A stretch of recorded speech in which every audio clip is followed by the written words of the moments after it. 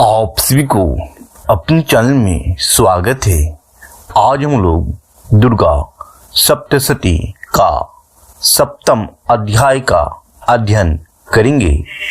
सप्तम अध्याय अध्ययन करने से पहले आप सभी से विनम्र निवेदन है कि आप सभी इस चैनल को सब्सक्राइब कर लें और वीडियो को लाइक और शेयर अवश्य कीजिएगा। चलिए शुरू करते हैं। चंड और मुंड का वध।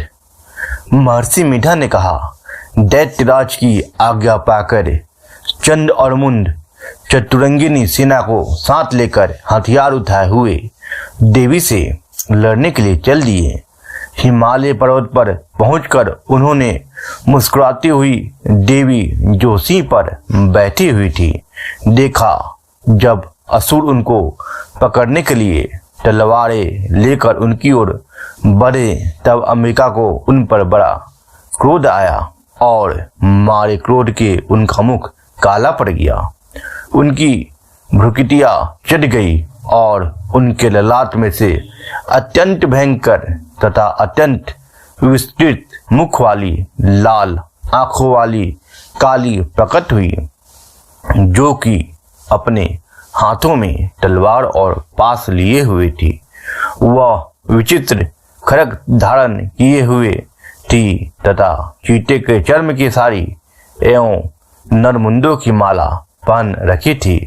उसका मांस सूखा हुआ था और शरीर केवल हड्डियों का ढांचा था, और जो भयंकर शब्द से दिशाओं को पूर्ण कर रही थी वह असुर सेना पर टूट पड़ी और दैत्यों का भक्षण करने लगी। वह पार्श्व रक्षकों, अंकुशधारी महावतों, हाथियों पर सवार योद्धाओं और घंटा सहित हाथियों को एक हाथ से पकड़ पकड़ कर अपने मुंह में डाल रही थी, और इसी प्रकार वह घोड़ों, रथों, सारथियों व रथों में बैठे हुए सैनिकों को मुंह में डालकर भयंकर रूप से चबा रही थी।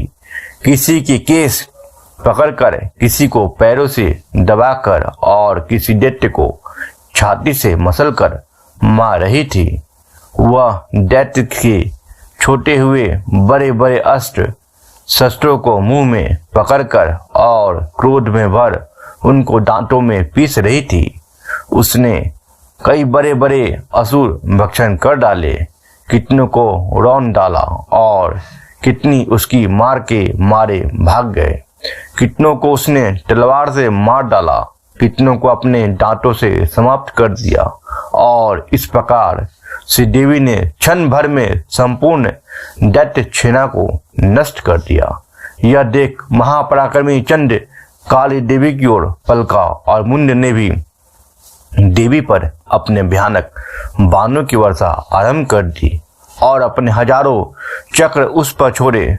उस समय वह चमकते हुए बाण वह चक्र देवी के मुख में प्रविष्ट हुए इस प्रकार दिख रहे थे जैसे मानो बहुत से सूर्य मेघों की घटा में प्रविष्ट हो रहे हों। इसके पश्चात भयंकर शब्द के साथ काली ने अत्यंत जोश में भरकर विकट अट्टहास किया। उसका भयंकर मुख देखा नहीं जाता था। उसके मुख से श्वेत दांतों की पंक्ति चमक रही थी। फिर उसने तलवार हाथ में लेकर शब्द कहकर चंड के ऊपर आक्रमण किया और उसे केस पकड़कर उसका सिर काटकर अलग कर दिया। चंड को मरा हुआ देखकर मुंड देवी की ओर लपका, परंतु देवी ने क्रोध में भरे उसे भी अपने तलवार से यमलोक पहुंचा दिया। चंड और मुंड को मरा हुआ देखकर उसकी बाकी बची हुई सेना वहां से भाग गई। इसके पश्चात काली चंड और मुंड के कटे हुए सिर को लेकर चंडिका के पास गई और प्रचंड अट्टहास के साथ कहने लगी, हे देवी, चंड और मुंड दो महादैत्यों को मारकर तुम्हें भेंट कर दिया है। अब शुभ और नसीब का तुमको स्वयं वध करना है। महर्षि मीठा ने कहा, वहां आए हुए चंड और मुंड के सिरों को देखकर कल्याणकारी चंडी ने काली से मधुर वाणी में कहा, हे देवी, तुम चूंकि चंड और मुंड को मेरे पास लेकर आई हो, अतः संसार में चामुंडा के नाम से तुम्हारी ख्याति होगी। श्री मार्कंडेय पुराणे सावर्णिके मनवंतरे देवी महात्म्ये चंड मुंडवधो नामक सप्तम अध्याय संपूर्ण।